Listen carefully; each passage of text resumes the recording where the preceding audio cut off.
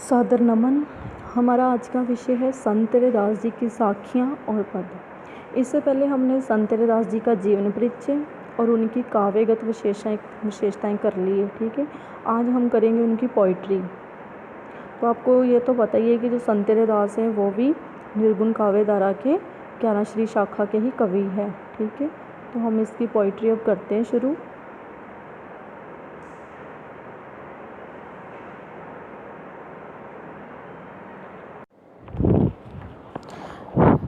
ये माटी को पुतरा कैसे नचत्तु है, देखे देखे सुने बोले दोरियो फिरत है।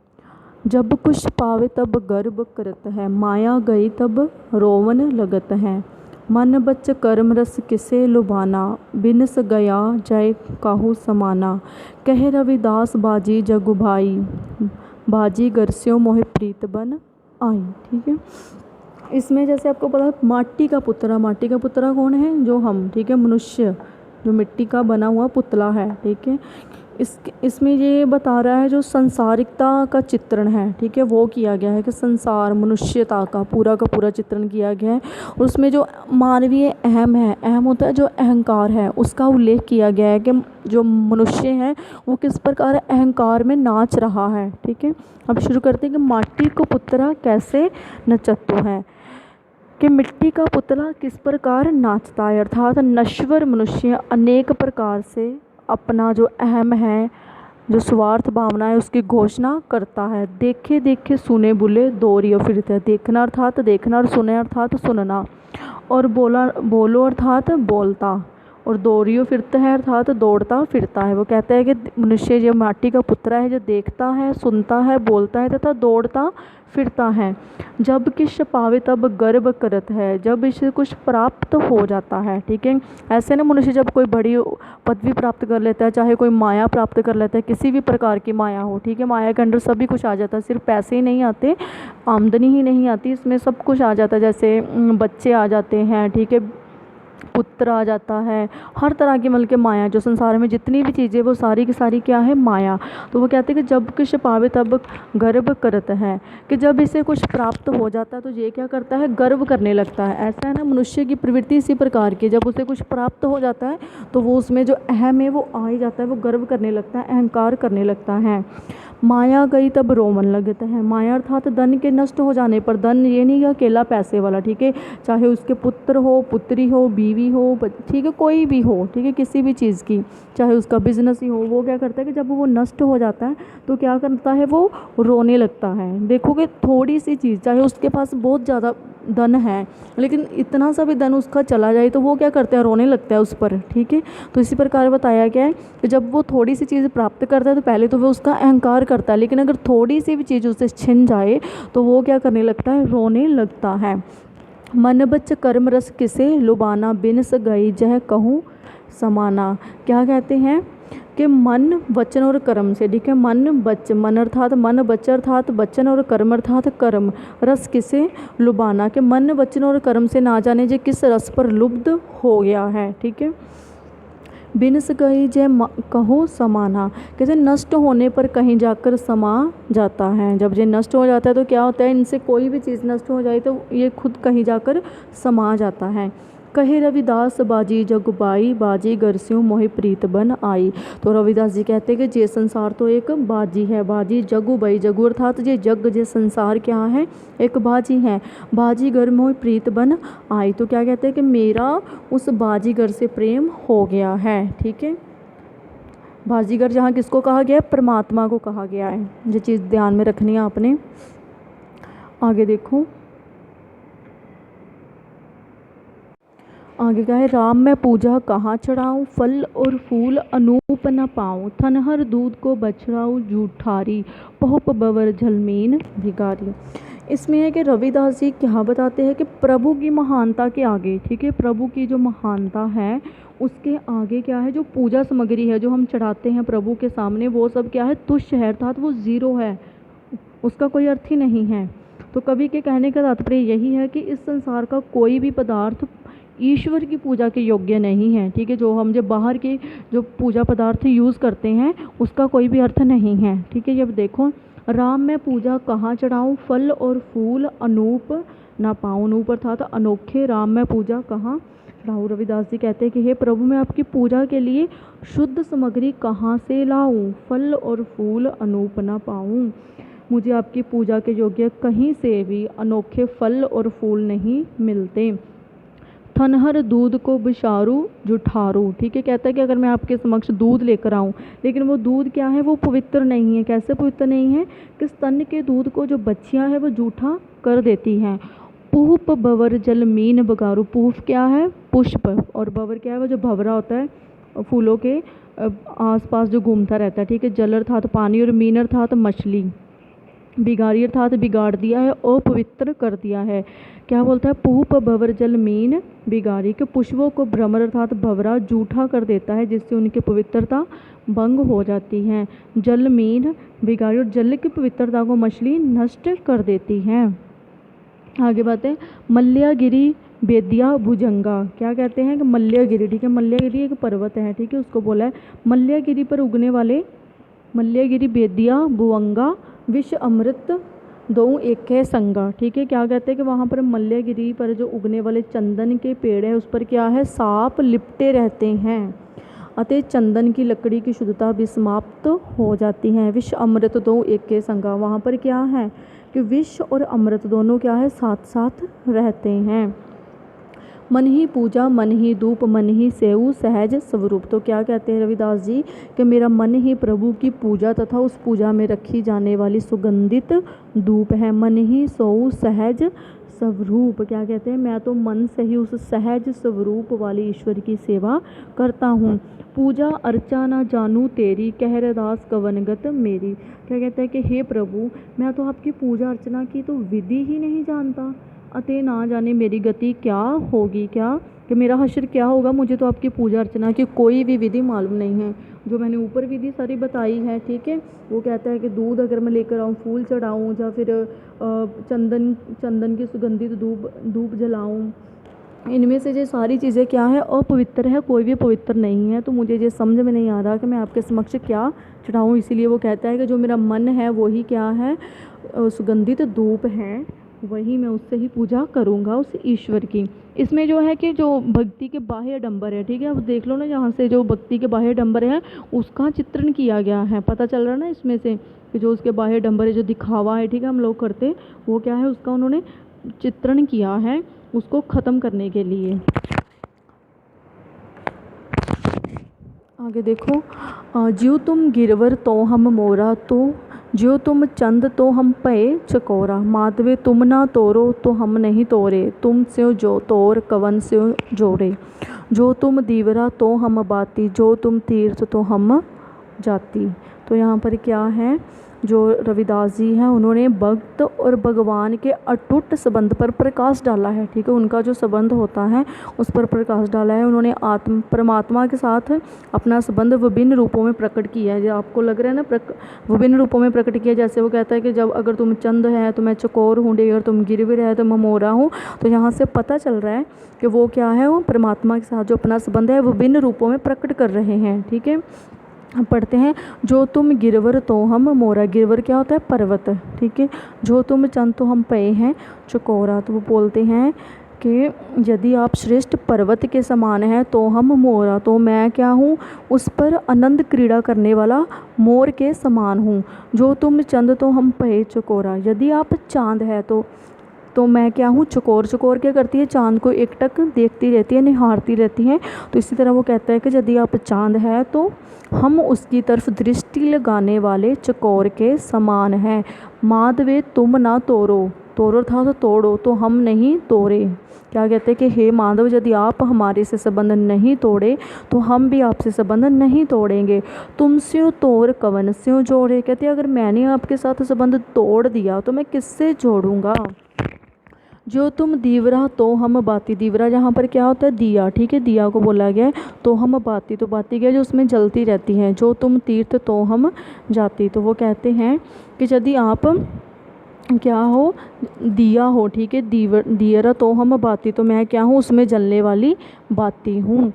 जो तुम तीर्थ तो हम जाती, यदि आप तीर्थ के समान है तो मैं क्या हूँ, उसमें उसका एक यात्री हूँ, ठीक है। साची प्रीत हम तुमस्यो जोरी, तुमस्यो जोर कवर संग जोरी। ठीक है, वो कहते हैं कि हमने अपना सच्चा स्नेह आपसे ही जोड़ा, अर्थात मैंने जो भक्ति की है, जो प्रेम के बिना संभव नहीं है, वो जो प्रेम की प्रीति है मैंने किससे लगाई है, आपसे ही लगाई है। ठीक है, आपसे जोड़कर अन्य सबसे मैंने संबंध क्या किया है, तोड़ लिया है। तुमसे जोड़ अवर संग तोड़े, कि मैंने तो आपसे प्रेम कर लिया लेकिन अन्य सभी से मैंने जो छोड़ दिया है। जह जह जाऊँ तहाँ तेरी सेवा, क्या बोलते हैं कि मैं जहाँ जहाँ जाता हूँ आपकी ही सेवा करता हूँ। ठीक है, तुमसे ठाकुर और न देवा, क्या कहते हैं कि आप ही हमारे सच्चे ठाकुर हैं, आपके सिवाय हमारा कोई दूसरा देवता नहीं है। और न देवा अर्थात कि कोई दूसरा देवा नहीं है। तुमरे भजन कटे जम फासा, क्या बोलते हैं कि आपका भजन करने से मृत्यु का फंदा कट जाता है। जम फासा, जम क्या होता है, ठीक है, जो मृत्यु होती है उसको। भक्त हेत गावे रविदासा, क्या बोलते हैं कि आपकी भक्ति के लिए तो इस तरह के गीत गाता फिरता है। कौन गाता फिरता है, भगवान।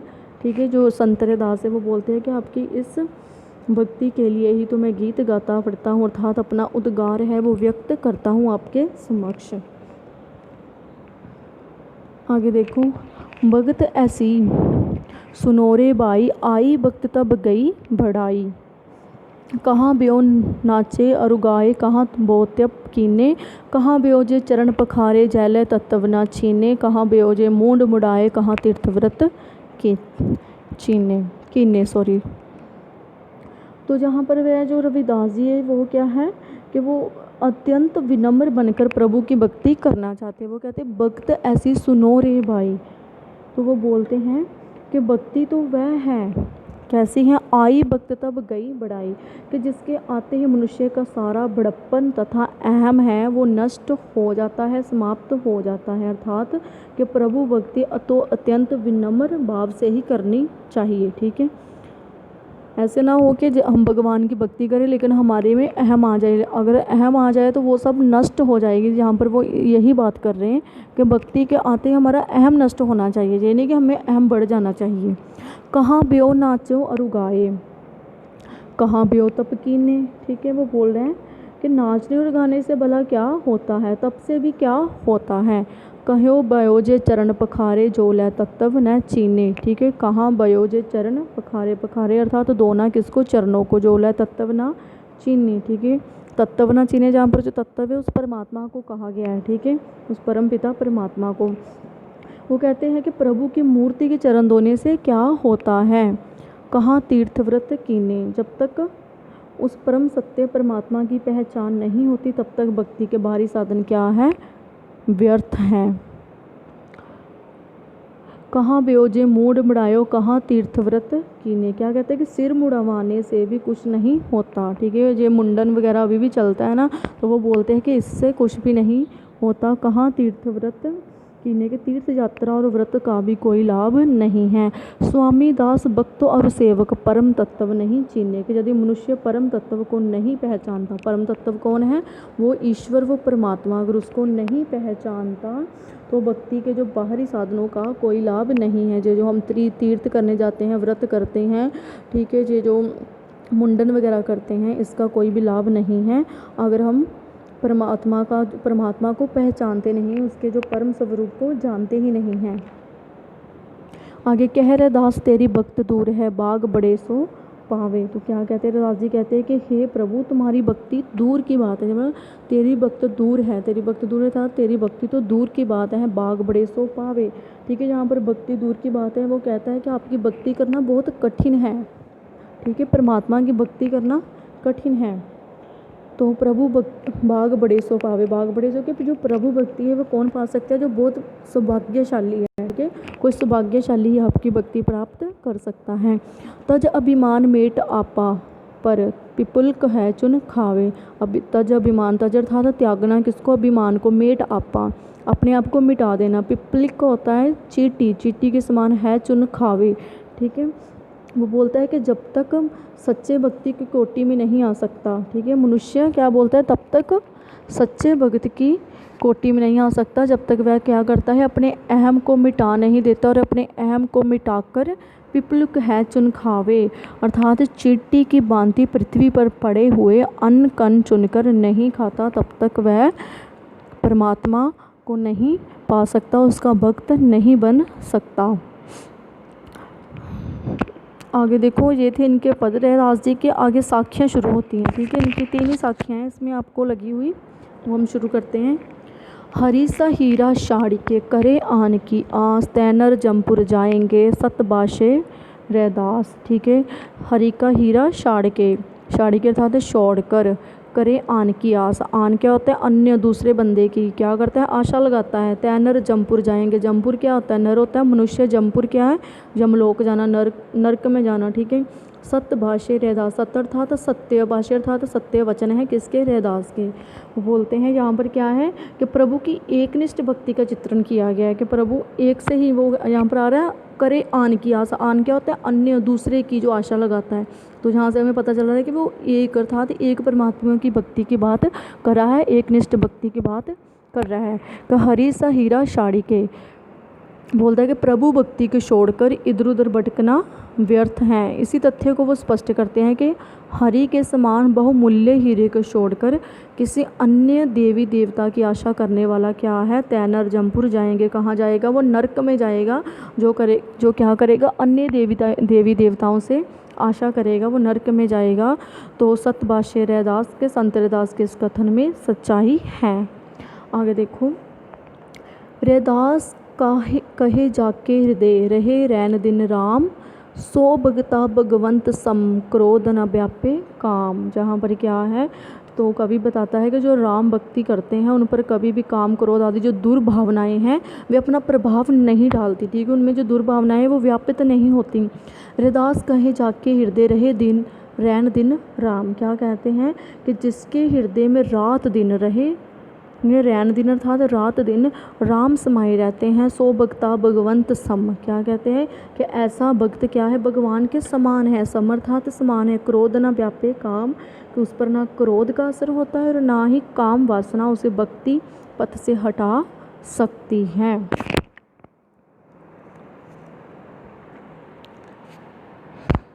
तो उसमें क्या है, इन्होंने राम भक्ति के जो महिमा का गुणगान किया है और जो काम क्रोध आदि दुष्प्रभाव है वो भक्त पर नहीं पड़ते, ठीक है। इसका उन्होंने ये बात उन्होंने यहाँ पर बताई है।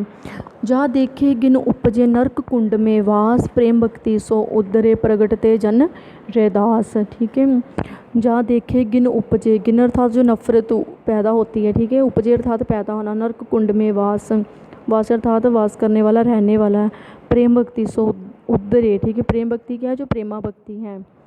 प्रगटते जन रैदास, तो यहाँ पर है वो रैदास जी प्रेम भक्ति के महत्व को बताते हुए कहते हैं कि जिस रैदास को देखने से घृणा उत्पन्न होती थी, क्या उत्पन्न होती थी, घृणा, नफरत, और जिसका क्या था, नरक में वास था, नरक कुंड में वास। प्रेम भक्ति सो उग्रे, क्या कहता है कि उसी का प्रेम भक्ति ने कल्याण कर दिया है, कि उसने जब ईश्वर से प्रेम शुरू कर दिया तो उसी प्रेम ने उसका क्या कर दिया है, प्रेम भक्ति ने उसका कल्याण कर दिया है। प्रगटते जन रैदास के वह एक मनुष्य के रूप में प्रकट हो गया है। तो यहाँ पर क्या है, प्रेम भक्ति के महत्व पर उन्होंने प्रकाश डाला था। ये थी आपकी साखियाँ और पद संत रैदास जी के, आपने इसको अच्छी तरह से पढ़ लेने हैं। तो इसी के साथ साथ आप सभी का बहुत बहुत धन्यवाद।